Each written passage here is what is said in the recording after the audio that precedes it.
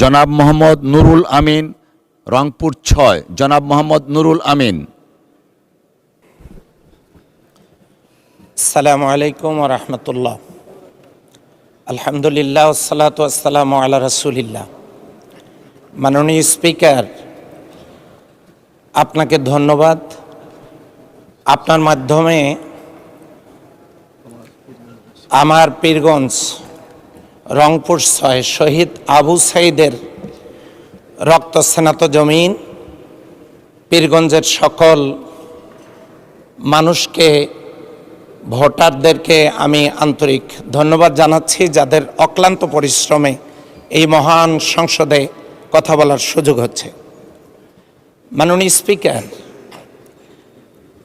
উদ্বোধনী প্রোগ্রামে, আমাদের সংসদের উদ্বোধনী অনুষ্ঠানে শহীদ আবু সাঈদের সম্মানিত পিতা এখানে উপস্থিত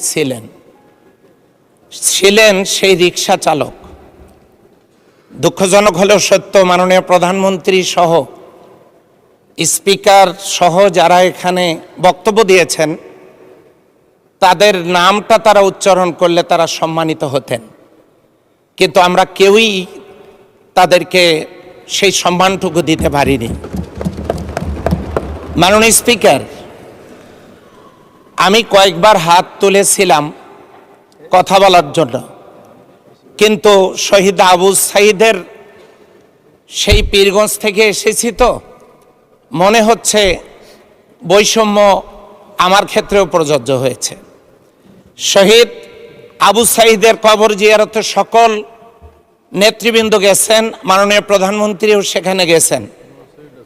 আমার খুবই ভালো লাগছে, মাননীয় প্রধানমন্ত্রী সামনে আমি বসা, কিন্তু সেই নির্বাচনী এলাকা আমার, শহীদ আবু সাঈদের নির্বাচনী ওই